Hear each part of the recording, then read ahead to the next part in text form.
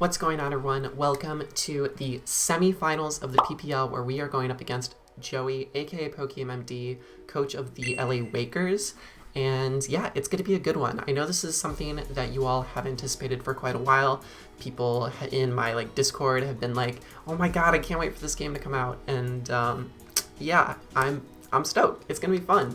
I'm pretty happy with the team that I made. I'm still under a lot of stress and a lot of pressure from finishing my dissertation and doing grad school. I literally was just in call with my friend Goldoa Dragon, and we were just doing joint work with each other, and I busted out another 1,000 words. Let's go, Addie, killing it. And yeah, I'm making good progress, but despite the fact that I'm making good progress in my dissertation, right? Look at this. I'm fucking girl bossing here. I also managed to get enough time in to make a team that I'm pretty happy with. Do I think that this is the greatest team ever conceived of all human time ever? Of course not. But I feel like I had enough time to prepare a team that is going to give Joey a very, very good run for his money. And I'm just excited to play it. No matter what happens, no matter what the result, it's a win for me. If I win, I make the finals. That's awesome. It means I either get to play Mephisto, who I haven't gotten to play yet, or I get to run back versus Envy, which is really exciting. And I'm just in finals at PPL. That'd be sick. And if I lose, it gives me more time to focus on school, which is honestly a blessing. But if I lose, I get to say I made semifinals of the PPL, semifinals of my first ever Generation 9 Draft League, semifinals of literally a league that out of all the people entering the league, every single participant in the league, I was the person with the least Scarlet and Violet experience. I didn't own the game. So to make it this far is already success enough. So I really appreciate everyone's support and everyone's great comments on the game against Q. Hopefully we can keep the momentum going against Joey, and no matter what, I'm just really proud of myself. So let's have a great game. As always, shout outs to J. Ricky, my editor, super amazing. Shout outs to my transition fund, that shit's still going. Shout outs to everyone in the PPL who has made the PPL a great place. I did all of these at the start of my video against Q because I honestly didn't know if I was going to beat Q or not, and I did. So just refer back to those, but also little short shout outs for you all. Just shout out to you all as the viewers. I really appreciate you all. And yeah, I think you all said you liked the team builders, the really intricate team builders. So we're doing it again. We're doing it again, baby. Old Addy from yesterday recorded a pretty long one for y'all. So if you don't like it, there will be timestamps where you could just go directly to the battle. Otherwise, enjoy an incredibly long, nuanced team builder. Okay, so you all liked these really long analytical team builders where you could follow my thought process through everything. I will admittedly say that I did not spend as much time on this team as I did with the team against Q because my dissertation deadline is ramping closer and closer and closer. So I just didn't have the time to think about it. I basically made the team right when I knew Joey was my opponent, and then kind of sat on it for a while, and then I did a couple mocks just today, and I play them tomorrow, so we'll see how it goes.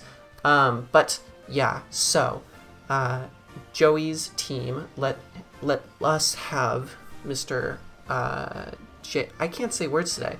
Let us have Mr. J. Ricky put the matchup in general on the screen. So Joey's team is very, very interesting. I'm kind of when he was starting to get drafted, the Annihilate, Pursuing Samurott, I didn't know really anything about what those two mods did. And then Heatran, Dragonite as well. The team started basically getting scarier as he kept drafting, and he basically, as the picks went on in the draft, I remember thinking to myself, wow, this draft is getting scarier as the picks come closer and closer, because he has a lot of these mons in these mid-speed tier ranges, but he filled the team out with some amazing TERA captains and some really fast options, and then, a grounded poison he needed, and just filled all the holes that he needed to really, really succinctly and really well. So it's a very it's a team that's built quite well, and the reason it's a really good team is because I honestly have no idea what 6 are coming. I think every single mon on Joey's team could possibly come. There's not a single thing I would be surprised, to see or to not see. And that's kind of it. I could see him bringing a team literally of his like bottom 6 and it still be an incredibly strong team. It could be his top 6 and still an incredibly strong team. Because these 2 lowest tier mons are arguably 2 of the most threatening mons against my team in general, with like the TERA Fairy capabilities on both Electrode and Delphox.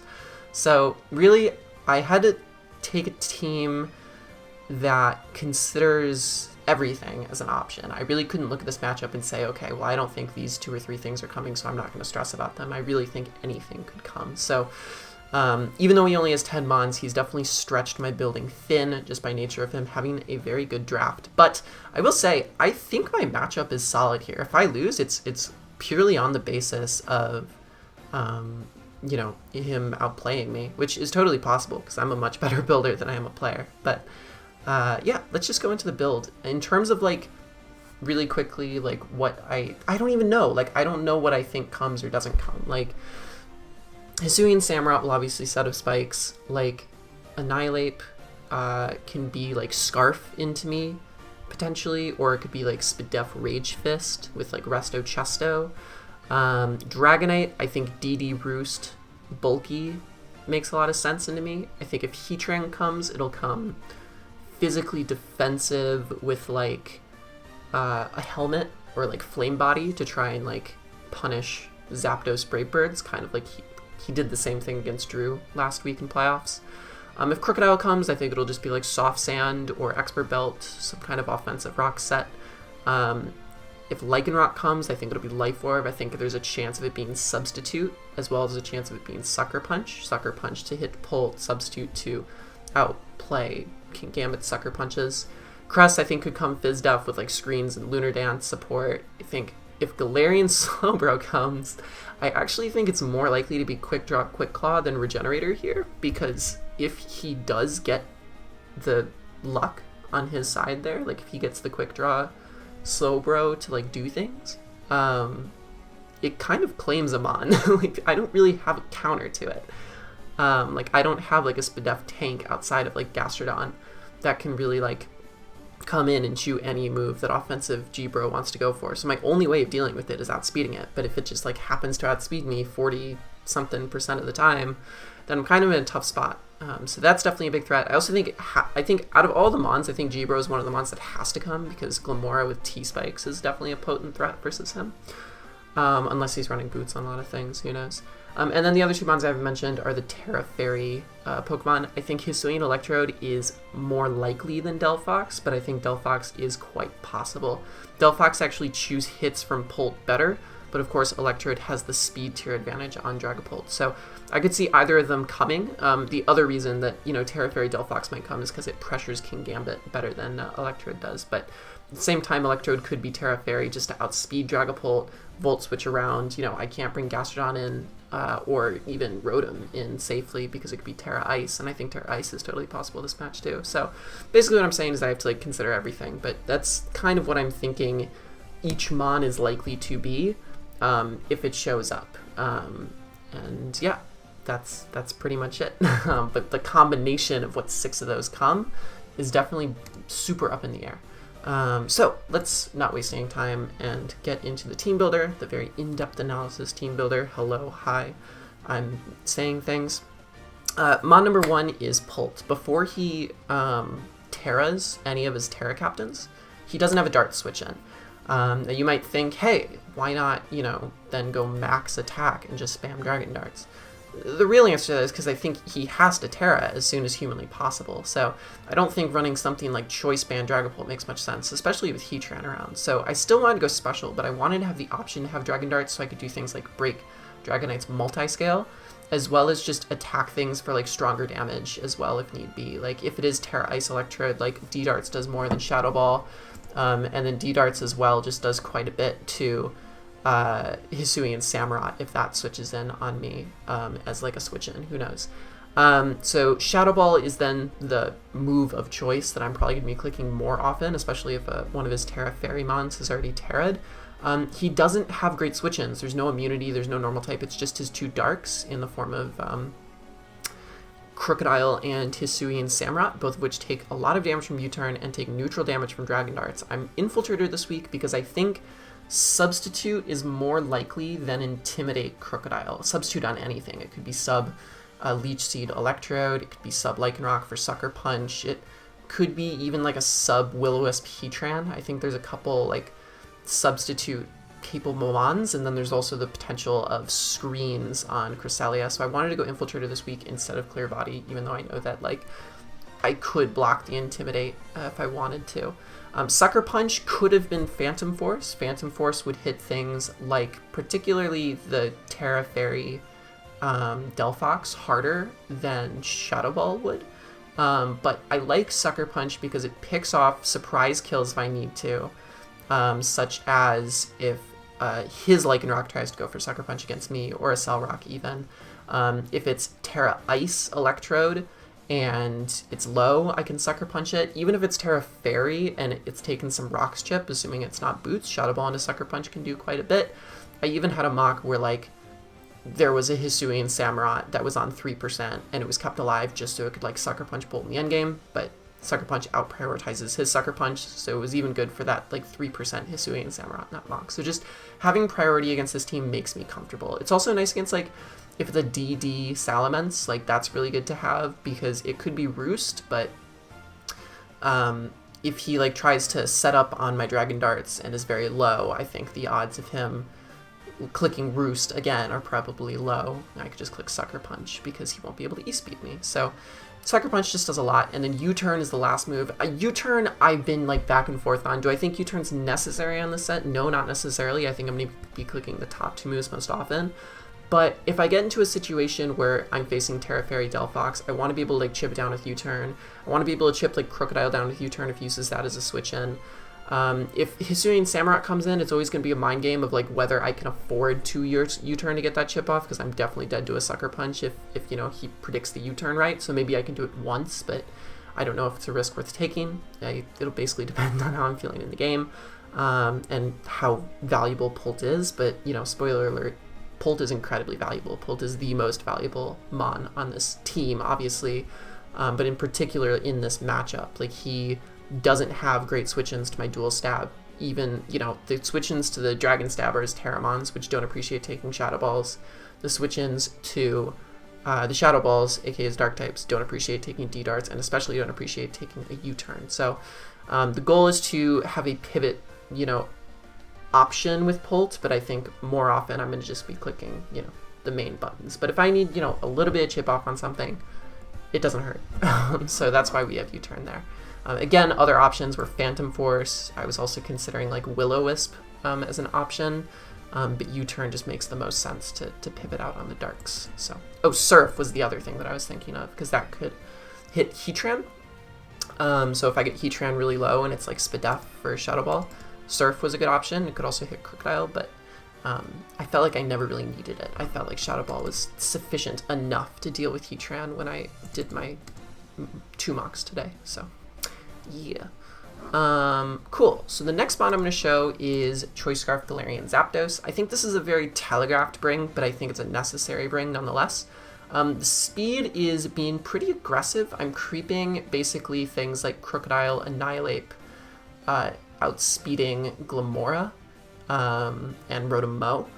And then, you know, I naturally outspeed max speed Hisuian Samurott and max speed like Dragonite anyway. But the aggressive creep, if he runs just like max speed on Crocodile and Annihilate, I will get punished if they're +1 for some reason. But if not, then I think the speed makes sense. I have Choice Scarf here for a couple reasons. Reason number 1 is I want to have some means of revenging Hisuian Electrode with Brave Bird if humanly possible. Of course, I'm always risking static, but I just don't really have a better option. Like, my team is very physical. I just have to do it. And just hope I don't get staticked. Same goes for like Delphox. Again, I want that like means of being able to outspeed and revenge it if it is, you know, a threat. Particularly the other reason Galarian Zapdos is really good here is because of DD Dragonite. It's really, really good at outpacing DD Dragonite and just making sure that if it's at +1/+1 and out of, you know, multi-scale, which it should be based on how I play, it'll always be dead to Brave Bird. Brave Bird does like 50 to 60%, so I should always definitely make sure that like I am able to KO a Dragonite at +1, and my team is built in a way where I should hopefully never be losing to Dragonite. I have a lot of countermeasures for it, so yeah, hopefully I don't like eat my words saying that, but I think this team is pretty good into Dragonite right now because I've taken as many countermeasures as I could possibly can, because I think that's one of the bigger threats in my team. And then, so U-turn is just there for like if Cresselia exists, it's nice to like predict it coming out. G-Bro might come out as well, so if I have to use this early game and click U-turn, that's really nice. Tailwind is just there as filler. I didn't really think of any better move. Like Drill Peck and Thunderous Kick were both options, but I didn't really like Thunderous Kick that much just because I didn't think I was even locking into CC all too often, so why have another fighting move? And then Drill Peck just seemed weak. It's just weak. It's a really weak move, and it doesn't do as much as Brave Bird. And I just don't see myself ever clicking it over Brave Bird, even if I'm really low, because the damage is just really crucial. So Tailwind is there. Initially, the idea with Tailwind was that I was going to try and get a Tailwind up and then go into max speed Kingambit, because it does outspeed everything on Joey's team, which is cool.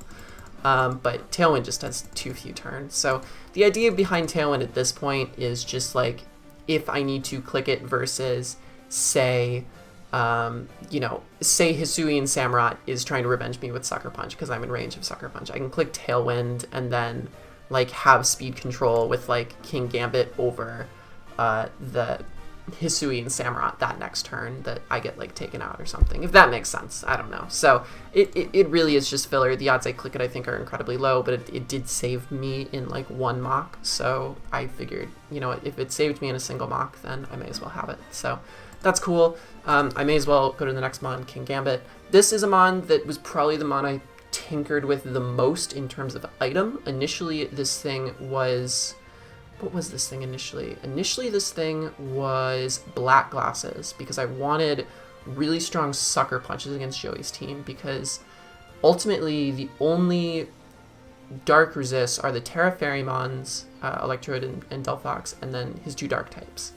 And, you know, those mons get chipped by a lot of other stuff, so I thought just Sucker Punch in general looks really good here. And Sucker Punch still looks really, really good here. But I found utility in King Gambit being able to not just be a 1-for-1 mon. I mean, it's always been able to be a 1-for-1 mon throughout the season just by having like a resist fairy and just being really naturally bulky.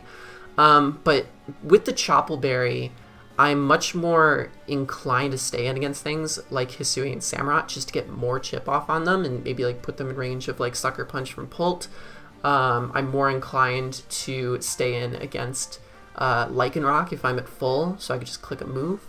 Yeah, so it gives me not just like the ability to live a hit, but it emboldens me to stay in against some of these mons, because even if I didn't have the berry, you know, the question of like, oh, will Joey just like Sacred Sword with Hisuian Samurott to take me out or try and get up a spike? That's always going to be like a 50-50 question, right?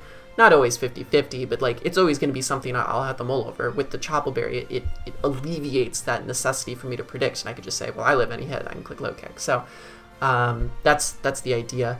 Low Kick was initially Low Sweep before the Choppleberry existed, on the hope that I could bait out the Dark types and then click Low Sweep and then 2 a KO. Unfortunately, Low Sweep is a weak move, so it doesn't always 2 a KO those mons, so I just changed it to Low Kick and put on Thunder Wave over a Swords Dance, because not only does it, you know, not only is it a really nice like move to click against Hisuian Samurott, because to be completely honest, I could hacks Joey a little bit and like it would stop spikes from going up potentially, but like Thunder Waving is also just really nice into the potential like Heatran. It's really nice into just like other things that could potentially switch in. Another mon that could really switch in against King Gambit is a bulky Annihilate, or even a Scarf Annihilate trying to get a Rage Fist boost.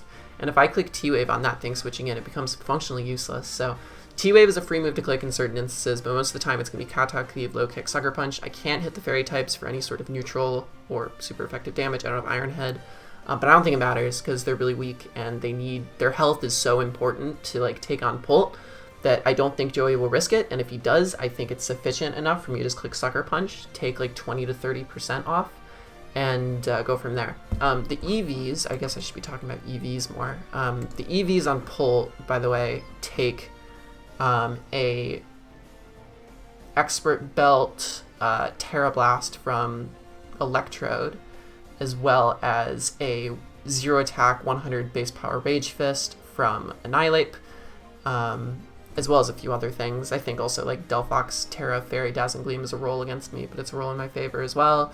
So like, yeah, that's the idea behind that. I'm outspeeding Lycanroc. This doesn't necessarily have any like defensive thought into it.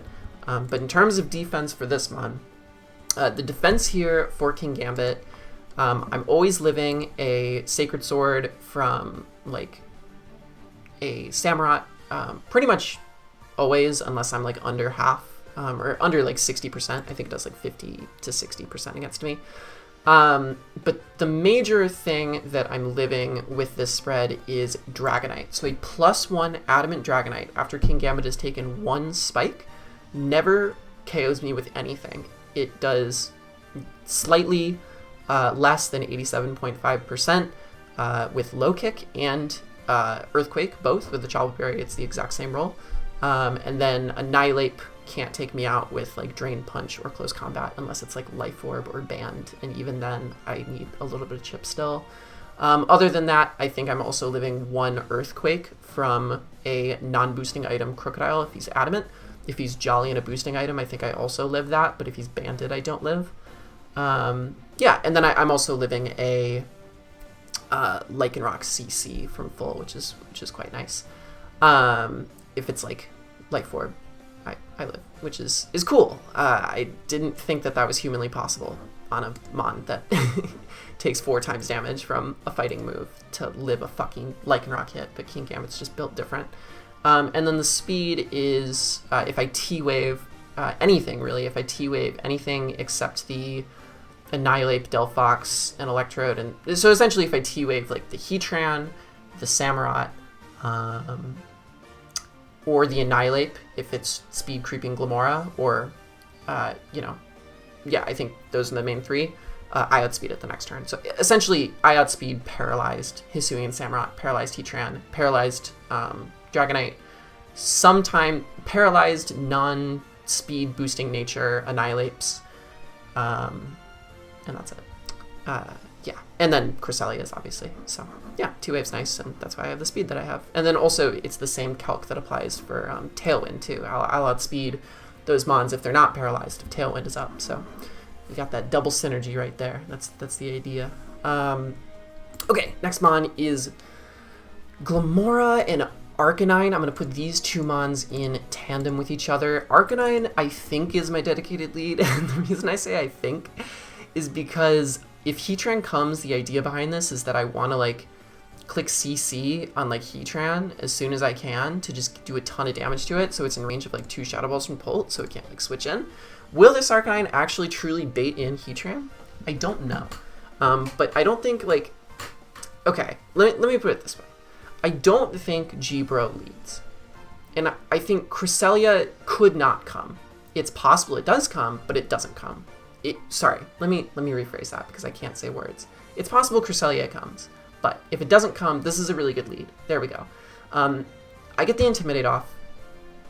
If he leads Annihilate, the only thing that KOs me is either Adamant CC, which I don't necessarily think would come, and if it is Adamant, then I at least get some damage off on the Annihilate, so it's worth it. Annihilate Earthquake, which I think is potential, but I'm not sure if he would click it right off the bat, knowing that I could be defensive clicking Will-O-Wisp. So the only other thing that can KO me off lead with the investment that I have is like a crit, like Lycanroc, Stone Edge, or like a Banded Earthquake from Crocodile. But what I do live is I do live most other things. So like I Intimidate, I'm always living an Adamant Razor Shell from Hisuian Samurott. I'm always living a Earthquake from Soft Sand or E-Belt Crocodile. I'm always living... What else am I always living? Oh my gosh. I'm always living like a Stone Edge that doesn't crit from Lycanroc, is the idea. So I have like enough bulk with this defense investment to, after Intimidate, live certain hits, and then click CC and just gain momentum is the idea behind leading this mon. Will this mon always lead? This is the reason why I brought up the Cresselia. If Cresselia comes, I might have to play this a little bit differently, because if Cresselia comes, it could be a potential lead, and if this leads in Cresselia, it's just kind of bad, to be honest. Like, it can't do anything. So if Cresselia comes, I might just lead Zapdos. I might even lead like King Gambit for all I know, but honestly, like leading Arcanine and clicking Flare Blitz and like dying just to do like 50% off on something isn't the worst thing in the world. Like he has a lot of like bulky offense mons, and just getting them in range of things is nice, but also like E-speeding things is also nice. I don't know. This set worked really, really well until I just mocked Shuckle King, and then it did absolutely nothing. So we're going to hope that the other mock that it did well in is the correct like way of how the game goes. But it didn't like hurt me. Like I still won the mock that I had against Shuckle King, but it just didn't do anything important. So sometimes like you bring mons that aren't entirely important. So let me put it this way. If Cresselia doesn't come, I think this mon does a lot off lead, because I think it forces chip on something, and it forces, you know, momentum in my favor, which is nice. If he leads Hisuian Samurai, I can click Play Rough into close combat, and only one spike goes up. If he leads Dragonite, then I can click CC and break multiscale. If he leads, oh my gosh, if he leads like Crocodile, then I could like take the hit, CC, get out. If he leads Crocodile and he's also intimidated, I also know whether it's faster than me or not. This just gives me early game momentum. Does that make sense? Or am I making sense to people? Hopefully I'm making sense to people. That's the idea. So the reason I'm doing this in tandem with Glimmora is because in concept, if Arcanine can CC on the Heatran, right? Say it's a Heatran lead into an Arcanine lead. Or say, you know, Heatran switches in, right? Say he leads like Hisuian Samurott, or leads like Lycanroc or something, or Hisuian Electrode and clicks Volt Switch and then goes into like Heatran, right? Say any of those things possibly happens, and I get to click CC on a Heatran. I get to go into my Glimmora, which has Air Balloon, so I can't be threatened by Earth Power Heatran. I also can't be threatened by things like Earthquake on Dragonite, which I think are definitely coming, nor can I be affected by Earthquake on Crocodile. So if, you know, it's a Crocodile lead into an Arcanine lead, I can click Close Combat on the Crocodile and then immediately go into the Air Balloon Glimmora. If he Earthquakes, it won't affect me. If he does anything else besides clicking Stealth Rocks, T-Spikes will go up. But I don't necessarily know if he just clicks Crunch into an Arcanine lead. That seems kind of crazy. So I think it's either Rocks or EQ coming out. Either way, my Air Balloon gets preserved and I get up my own Rocks. So essentially, if I get to have an Air Balloon Glimmora in front of things like Heatran or Crocodile, or even Lycanroc, I get Rocks up for free, and Rocks are massive against Joey. Like, I really need Rocks up.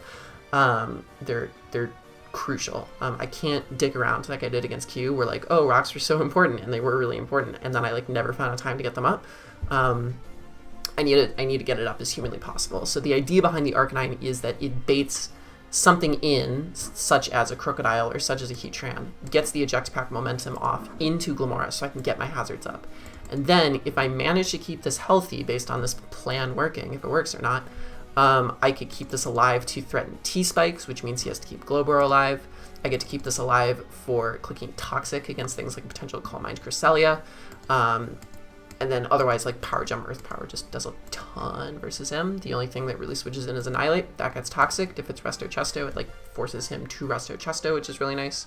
So it's always doing a good thing. I'm also EV'd to always live a max special attack Flash Cannon from Heatran as well. So if he decides to stay in with Heatran, say he's like Shookaberry to take the Earth Power, and he clicks Flash Cannon on my Stealth Rocks, then I am fine. Then I could just click Earth Power next turn because I live the hit, baby. So yeah, and then we're going max speed, just outspeed like the Hisuian Samurott essentially, as well as the Dragonite is the idea. So, and probably Annihilate, but I don't see Annihilate running max speed this matchup unless it's Scarf, and if it's Scarf then it doesn't matter. So that's the idea. Okay, last mon, finally. Oh my god, I'm so excited, you all. I looked at this matchup, right? And I said, this is it. Against Q, I did not get to bring my Spooky Bull.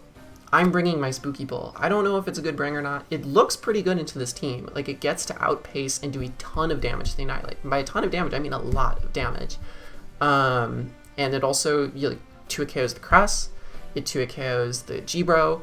CC does a ton to Crook. Earthquake kills Heatran, obviously. It speed ties with Lycanroc, so if he's not Sucker Punch, he's always going to have to, play speed tie games, and, I'll just win him. And he'll be worried about him. That's fine. But yeah, there's not much to say. I mean, the only thing worth noting about this TAUROS set, two things worth noting about this TAUROS set. So thing number one is that I'm going to Intimidate over Sheer Force, because I don't need Sheer Force for these top 3 moves. Initially, I was Rock Slide with Sheer Force.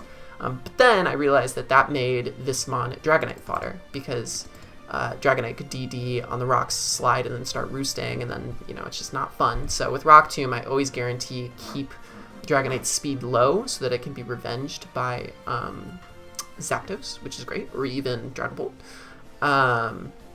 Which meant that I needed to do something other than Sheer Force, because even if it's a 100% secondary effect, Sheer Force nullifies it. So I wanted to make sure that I was actually getting speed drop against Dragonite. So we changed to Intimidate. We're still Life Orb despite not being Sheer Force, because it just has best damage output versus everything. So yeah, that's what Rock Tomb is for. That's what Intimidate is for. Intimidate could come up big in the game, maybe, but I don't think so. I think it's just like there to like potentially get a -1 against something like a Lycanroc or a Dragonite in endgame if I need to, but hopefully I don't. Now you might look at this team, right, and say, hey, there's a fucking Annihilate, you dumb bitch. Like, why are you bringing 2 Intimidate mons? And to you I say, good point. But I don't think it matters too much, because these are both mons that outspeed Annihilate anyways, and all my means of revenging Annihilate are like also outspeeding. And I don't really care if I give it the attack boost, because that's kind of just how it's going to be. Like, I'm just going to be outspeeding Annihilate. I don't have defensive checks to Annihilate, so boosting its attack isn't the biggest deal in the world. I'm much more worried about, you know, buffed defenses on Annihilate, for example, rather than buffed attack. So I don't think it's going to matter that much. Both these mods are going to be able to outspeed, and in Tauros's case, just straight up fucking KO the Annihilate if it's not Fizz Def, and then in Arcanine's case, do like 50%. So I think it's worth having Intimidate for, you know, the other mons, and we'll see if that bites me in the bum. It's really funny because we're both playing Intimidate Defiant shenanigans, because he could be Intimidate Crocodile, but he could also not be Intimidate Crocodile because I have a Defiant G-Zap and potential Defiant King Gambit. So you know, he could be Moxie Crocodile if that comes. And, you know, it's the same thing for me. It's the question of, do I run Intimidate on my Intimidators versus Annihilate or not? The only, like, thing that this could, like, be scary for is, like, the possibility of, like, Adrenaline Orb bulk up Annihilate. I just lose to that set. So if that comes, well played, Joey. I thought of that. Well, I didn't think of that. My friend Razor thought of that. And I look at the team, I went, yeah, I pretty much lose to that set. So if he brings that set, then I just lose, but I can't prep for everything, and I don't have time to prep for anything. So I have time to prep for anything, but not everything. There we go. Words. Anyway, hopefully you've like stuck through this team builder long enough, but if not, no worries. Hopefully my thoughts were like coherent there. I'm sure this was an incredibly long team builder, but that's what we're bringing. That's what we're doing against Joey. Hopefully it makes enough sense to you all. And if not, that's totally okay too, because I think it's a fun team, and that's all that matters, in my opinion. So, yeah, I don't know what I'm saying anymore. I think I'm just tired, and I think we should cut to future Addy about to go up against Pokeaim. Good luck, Queen. You can do it. I believe in you.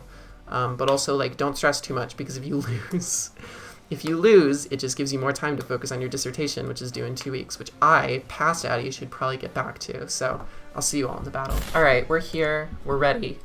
We're playing Mr. Joey Pokeaim. It's officially happening. I'm not really that nervous. It's just going to be a good game no matter what. There's a Delphox, and there's no Electrode. That's crazy. All right. So fun little fact. This is not what I prepped for at all. So there's no Glowbro. So that means T-Spikes are nice. And yeah, there's no removal, obviously, so rocks look great. I think there's no Dragonite. Okay. This is very different than the team I expected, but it's not necessarily a bad change. I'm a little surprised to see Cresselia, because it is pressured by a lot of stuff, but I have TERA Ghost Tauros for a reason. I'm just going to stick with my lead. When I was thinking to myself, well, if I see Cresselia, maybe I don't want to lead Arcanine. But one, I kind of just want to lead off with the nickname. And two, I think it's still nice. If he leads Crook, it can be Intimidate, and he'll, like, eject pack me out, but then I can get free rocks with Glimmora. If he leads Cresselia, I could just Flare Blitz for chip, or I could just go hard King Gambit. If he goes, Heatran, I could just CC. I genuinely still think Arcanine's a good lead off front. So we'll make it happen. We'll make it work. I'm excited to play. Yeah, it's just going to be a good one. It's just going to be a good one. So good luck, Joey. Much love to you. And let's make this a worthy semifinals match for the fans. You know, it's all about the fans. I have a much cooler trainer card. What the heck? Anyway, shout out Hoppip. We see Cinder Lead. That is you. Interesting. What do I want to do with this? I mean, part of me actually just wants to click Flare Blitz, unironically, because it nearly puts it in range of Shadow Ball. Like, I can't touch this, but if it TERAs, then obviously I can. If it's like specs, am I dead? I mean, after Flare Blitz recoil, I might be. Is there a Flare Blitz switch in? No. I'm just gonna Flare Blitz. Yeah, he switches out. Lycanus. What is this? This. That's fine. So Flare Blitz is gonna come off. It's gonna do how much damage? It's gonna do about 25%, I wanna say. And I assume it's Helmet. It is. I'm okay with this. Absolutely okay with this. This is gonna preserve my eject pack, which could still be nice, as well as E-Speed, which is nice to have. This looks like it's just max Fizdef Cresselia, so that's good to know. It is what I expected, to be fair. I think I'm just gonna go Power Bottom. I know it's obvious, I know it's free, but like, whatever. This being really weak is nice. It's about at 75%. I mean, is there tech for this? Moonlight. I was a little afraid of like Flame Orb Psycho Shift, but yeah, I don't think so. Okay, so I could either T-Wave here,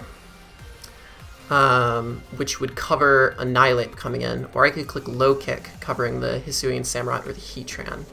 I think Low Kick is my best option here, and if he goes Annihilate, that's cool. If he goes Annihilate, I could just go into G-Zap. So I'll click Low Kick here. What comes in? Is it Lycan? Is it Crocodile? Is it Samurott? Majesty. That is Samurott, so that's going to be a huge hit off. Nice. This is Helmet 2.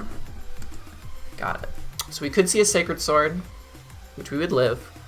I don't want to let this go, though, because this is a really good means of dealing with Cresselia. So I don't think we're going to see a Razor Shell come out. And if we do, it's fine. We could go Arcanine here. That's the most expendable mon for sure. Or we could go into G-Zap. G-Zap wouldn't be bad, but it would just invite in Cresselia. Let's go G-Zap. Because, like, this is really Fizdef, right? Surely. Cease Sedge. That's fine. Yeah, that does so little.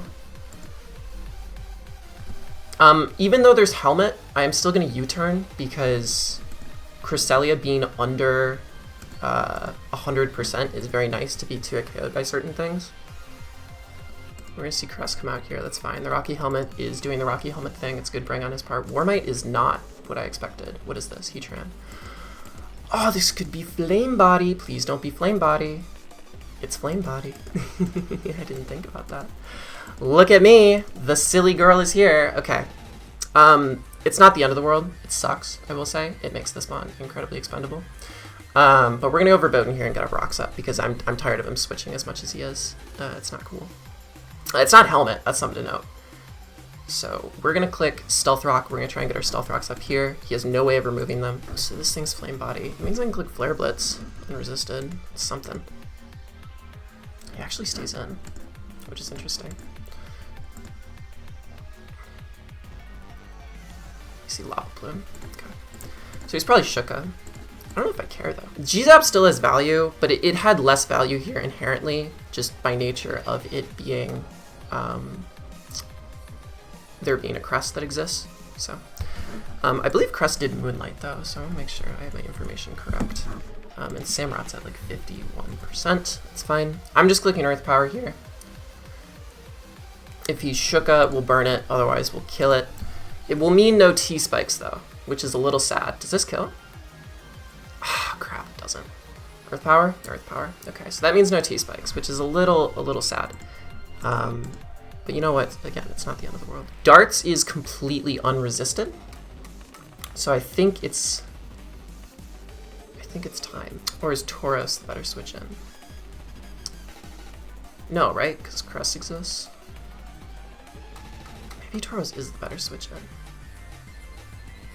Because it forces in Crest rather than Delphox, which is cool. Yeah. I like TAUROS more. Because I think it means it has to be Cress. Comes out here. I'm just gonna click Earthquake. There's no shot Mance just brings Cress hard in. No T-Specs going up makes me pretty sad though. I don't think I had a better option though, because I need this chipped for Pult. I really thought G-Bro was a guaranteed bring just because T-Specs is such a threat, but now that I'm looking at it, this team pressures TAUROS a lot. Crocodile probably comes in here now. I'm trying to still discern whether that trade was worth it. He was really really smart to maybe I should have earth powered first. Maybe. This comes in. Hello. Could see T-Wave here, which wouldn't be particularly thrilling. Do I have a choice? I need this. So we're just gonna go hard power bottom. And what we're gonna do on this next turn is we're actually gonna Thunder Wave, because I don't think Crook's gonna come in hard, and if it does, I can just go G-Zap. Thunder Wave covers the Annihilate switch, and it covers the Hisuian Samrock coming in. And then I'll be able to kill it because of rocks plus the other thing. Is this a double coming out here? No, it's just a Moonlight. I'm just gonna Thunder Wave here. If he goes Crocodile, good on him. But I think it's Annihilate for Hisuian Samrock for sure. Yeah, Majesty. So we can low kick after landing this T-Wave. Knock on wood. Cool.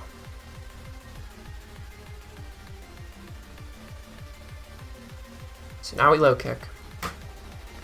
Absolutely fine with that. He actually switches out again. Probably into Annihilate. Yep. So now, of course, here I get to play the fun game of, you know, to stay in or not stay in. He's not leftovers, which is good to know. This thing's at about 43. Cress is still at full. Crook's still at full. Do I live a close combat from this thing? Annihilate. Because I could T-Wave here, obviously. But is it worth it? I mean, I do live a Drain Punch, but I don't think it's worth it. I think I just go G-Zap, to be honest with you. This thing's so useless. It's kind of hilarious. Yeah, let's go G-Zap.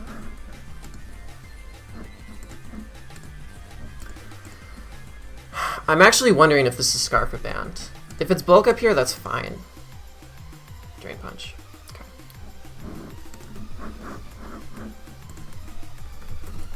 Zapdos Galar is here, is in, etc., etc. And what I think I'm going to do here is, I think I have to U-turn, which sucks, because it gives this a Rage Fist boost. Maybe I just Brave Bird. Give me damage on this, which allows TAUROS to clean. Yeah, it still does a ton. Rage Fist. Okay, yeah, I'm glad I didn't overplay that. This mod would have been so good had I not been burned, but it's fine. Okay, so we know this thing's not choiced, which means we can go Pult here, potentially, and click Shadow Ball. But we do have two Dark types that do resist. Or we can go TAUROS, press the TERA button, and be happy campers as far as I'm concerned. Yeah, let's go here. I want to click TERA Ghost. This game's so fucking bad. You have no idea. So that's fine. If he's Adrenaline Orb, I just lose. So, good game to him. I didn't think about that. Okay. Oh my god. Y'all. I'm so excited. I've been wanting to click this TERA button for so long. I'm so stoked. I'm so stoked. Oh, baby. Something's taking a lot of damage. It could be Crook. Like, you can go Crook if you want, but me taking Chip, which puts you in range of Pult some more. Yeah, TERA Ghost getting a kill. TAUROS gotten 2 kills so far this game. Look, if I go out this game and TAUROS got 2 kills in my last game, I'm stoked. Consider me stoked. Because Sea Berry will not save you from this. There's no shot. Look at the Spooky Bowl, y'all. Look at it. It's so good. It's so strong. By the way, me losing Zap really sucks. Scarf Crook with Moxie? Ooh, it might be time. It might be an L, y'all. This is the most Scarf Crook I've ever seen in my entire life, as far as I'm concerned. Oh wow. It really is the most Scarf Crook I've ever seen in my entire life, as far as I'm concerned. Holy shit, do I lose? Is it over? I think it might be over. I totally tunnel visioned away from this. That's crazy. Yeah, this is Scarf. Scarf's about to clean me up. I could hope that we see Crunch, but we're definitely seeing Earthquake. Oh no, I've totally just lost this game. Oh wow, okay. Yeah, that's it. I think I've lost. If this is Scarf Crook, I think I've lost. I think I have to go into Arcanine here. I totally just tunnel visioned away from Scarf Crook. That's so unfortunate. Oh no. If this is Scarf Crook, then GG, right? Because this is gonna be Moxie for sure. We're gonna see EQ come off here. We're gonna see Crunch come off here. 184 to 81. Okay. So Crunch comes off here. And I think my play is gonna be to, I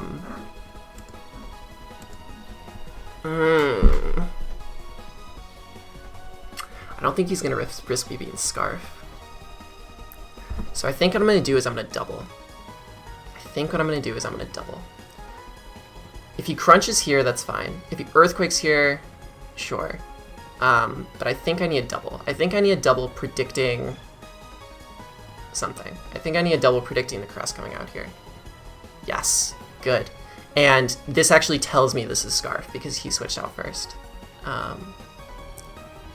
Okay, Majesty comes in, that's fine. Power Bottom is here. Power Bottom is alive. Okay. Does Kowtow Cleave do it? I don't think it matters. I think it's just low kick here. Yeah. So he's going for some chip here, which is fine. Low kick. Get low and all that shit. We might see EQ come off. It's possible. I think I was definitely too expendable with my G-Zap early on. Because this Scarf Crook is... I don't really know how I beat it. I beat it basically by like Intimidate cycling on a Moximon. That's how we beat it. It's so funny because I did 4 Mox and I literally said like, I wonder if Crook's coming. And it was the only Mon not to show up in any mock. And I was like, oh god damn it. So of course I see it. The one Mon that doesn't show up to a single mock. It's my very ground weak team. I appreciate everyone who I mocked, of course though. It's very interesting though. That happened last week with Sandaconda too. I don't know. Everyone just has their own building styles, you know what I mean? Alright, we're gonna try and get an Intimidate off here. If you use Earthquake, we're gonna go hard pull. Here's what we're gonna do. You ready? Oh my god. We're gonna go hard pull if he clicks Earthquake here. He clicks Earthquake. Okay. So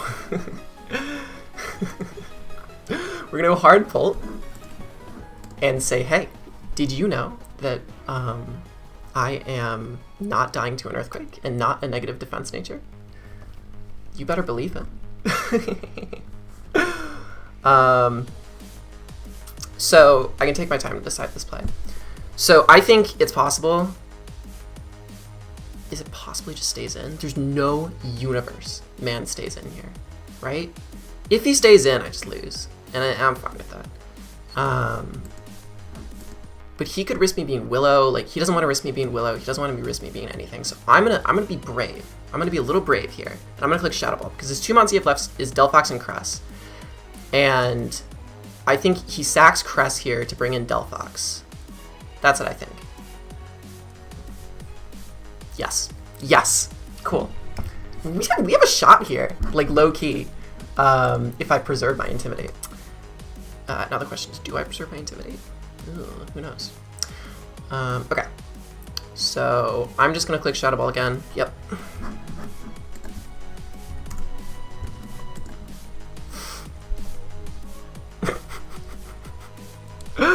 Oh my god, what a game! I still don't think I beat Scarf Crook. I mean, the like sucker punch play with him sucker punching my Samurott was really smart, right? Because yeah, listen to this. I U-turn here for sure, right? Yeah, because otherwise I lose. Otherwise I lose to Earthquake. So I definitely. But then I lose to Crunch as well. So I have to go into this, and I have to sack King Gambit. No, I've definitely lost either way, right? Because you're gonna click a fairy move here. Because he's gonna TERA fairy. I'll die. Yeah, I'll go into TAUROS. I'll get another kill with Spooky Bull while I'm at it. But I think he's gonna come away with this 1-0, which is very well deserved. Get strength from the Fallen. Yep, makes sense. Yep, TERA fairy. Dazzling Gleam. Makes sense. That's fair. You got me, Joey. You got me, Joey. You're such a good player, Joey. You're so good. Yeah, you're doing so well. Alright, we're gonna go into TAUROS. We are going to click Aeroblast. And essentially what we're hoping at this point is that it doesn't have Crunch. That's what we're hoping for. That's the win con for Crook right now. So we're gonna click Aeroblast here. Actually, even if he's Earthquake, I lose, right? Because yeah, even if he's... Well, if he's... I have to hope that TERA Blast doesn't KO me here. Oh my god. Should I have CC'd here? What the fuck? Why is he taking so long in this play? Okay, I was gonna say, if he was about to go Crook here, holy goddamn. We're gonna TERA Blast, get that spooky hit off. Oh my god. In a way, I'm glad that doesn't KO, obviously. I see nasty blood.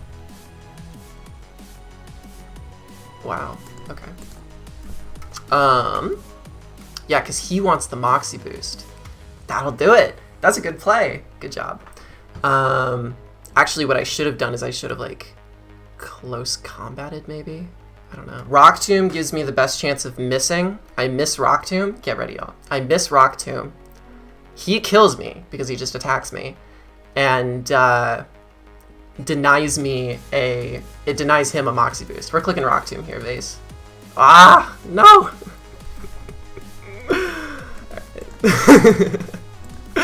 Good game, Mr. Joey PokeaimMD. I think that 1-0, I think that was absolutely worth it. And for me to put up this good of a showing against Joey, a really good opponent, and, you know, like I said, I was pretty happy with the team that I made here. I think me losing to Scarf Crook like this is a product of not my team that I built, but rather me undervaluing Galarian Zapdos in the mid game. And of course, what that effectively does is, he had Crunch anyway, I was dead. What that effectively does is it, what was I gonna say? I don't even know what words I'm trying to say. I'm just so stumbly. Oh yeah, it meant that I'm not ashamed of the team that I made. I'm not ashamed of the team that I built. It's not like I didn't have enough time to build. Like, I'm very happy with the team that I ended up building. Oh my god, if I was Cursed Body, could you imagine? I make the tactical sack, lock him in, have him struggle. Holy shit.